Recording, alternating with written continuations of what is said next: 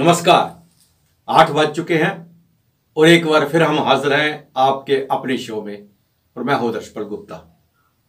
जम्मू के अंदर national conference women wing की एक आज बैठक हुई है, जिस पे आरोप लगाया है कि भारतीय जनता पार्टी जम्मू कश्मीर में चुनाव नहीं करवाना चाहती। असेंबली की बात तो दूर, वो तो कॉरपोरेशन, पंचायत, डीडीसी इनके भी चुनाव नहीं करवाना चाहती।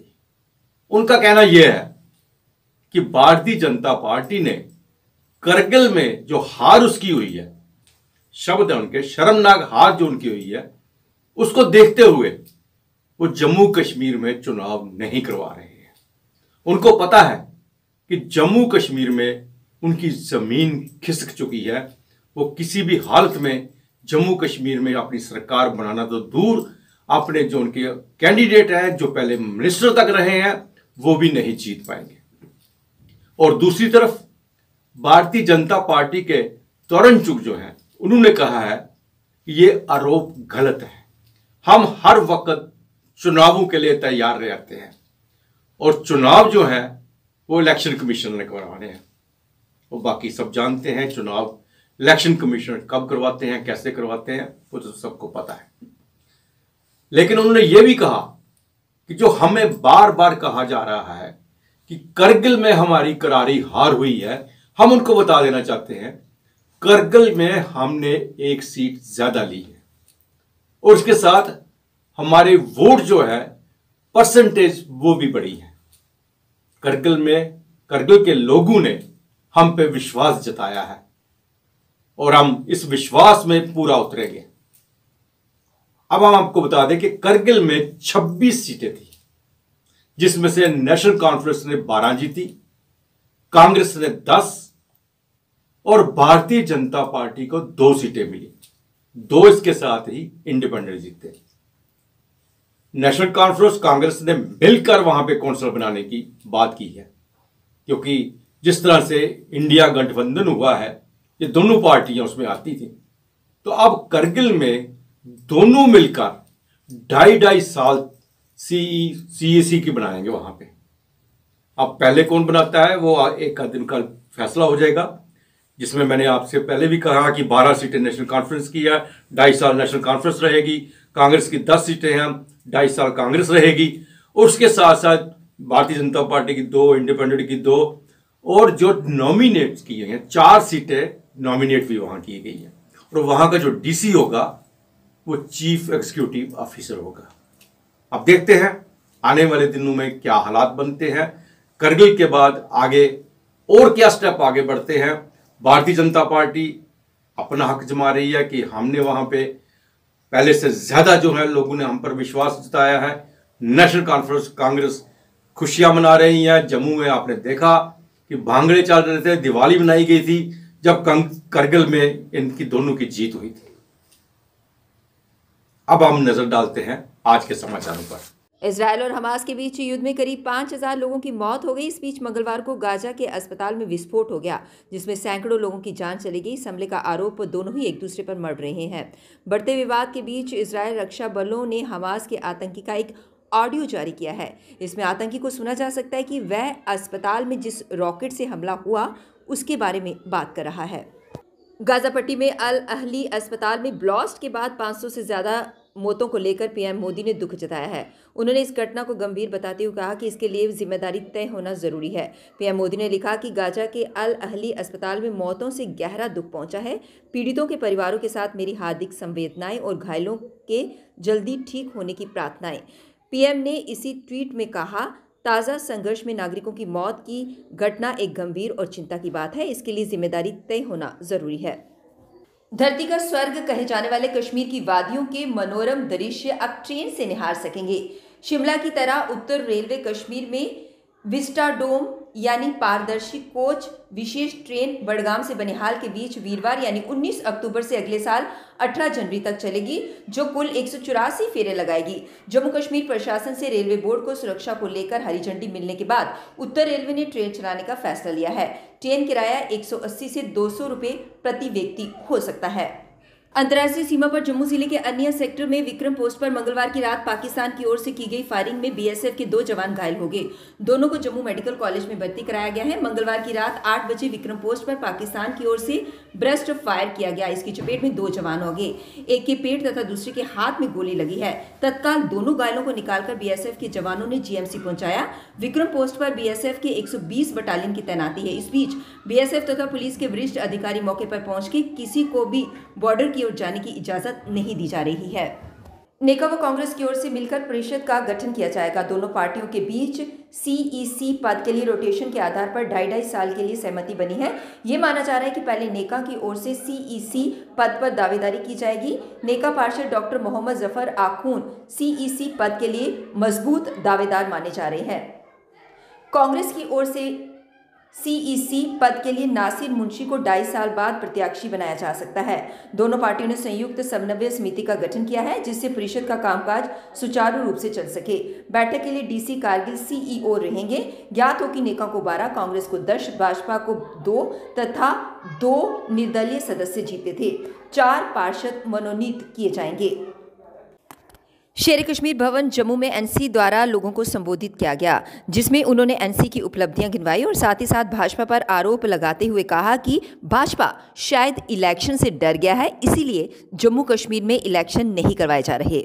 ये जी बीजेपी पार्टी है, इलेक्शन को जम्मू कश्मीर इतना डरा रही है कि शायद इलेक्शन नहीं कराने।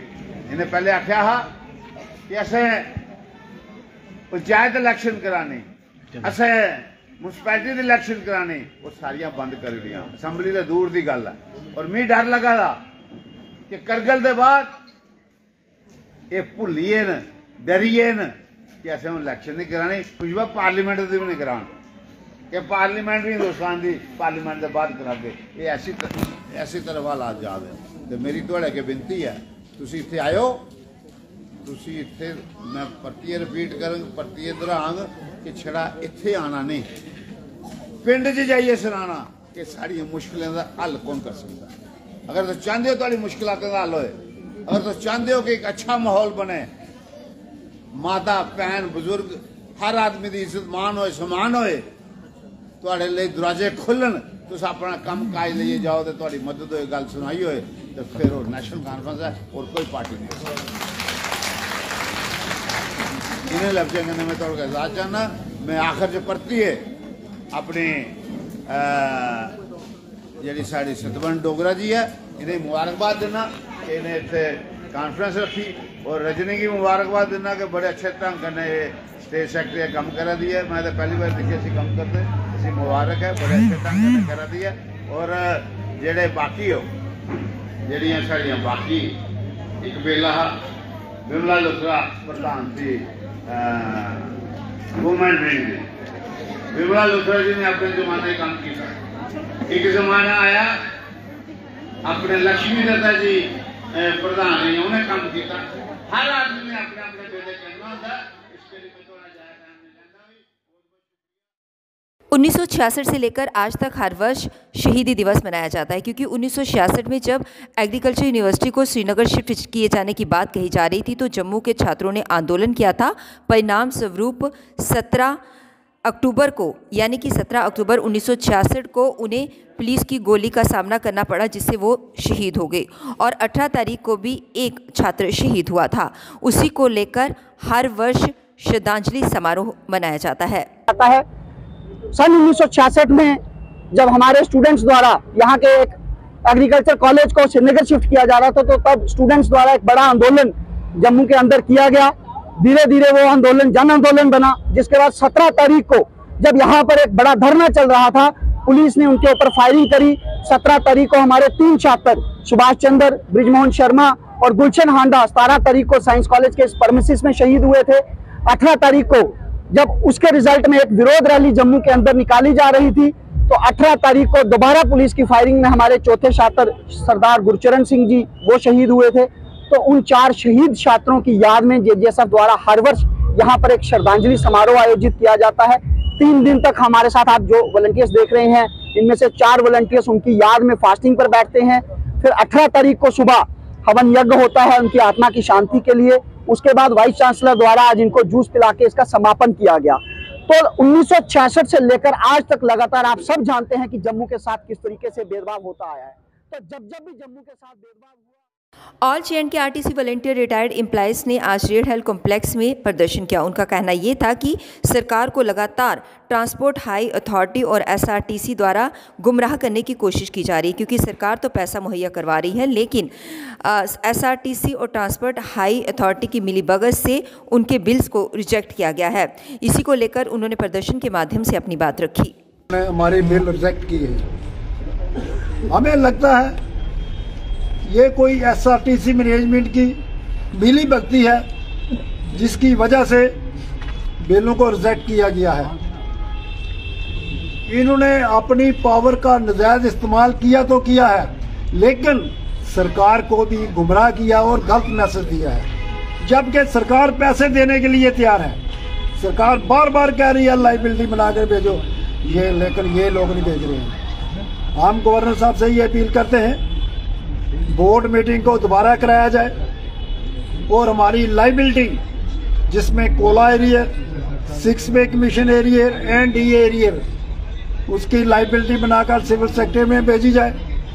और गवर्नर साहब से ये मांग करते हैं और अपील भी करते हैं, जो पिछले दिनों में एक सर्कल निकाला है, ऑर्डर निकाला है, जो गवर्नर ऑफिस से निकला है, उसको इम्प्लीमेंट किया जाए, या हमें पेंशन बेनिफिट में बनता था वो दिया जाए, या हमें कारपोरेशन का बेनिफिट दिया जाए।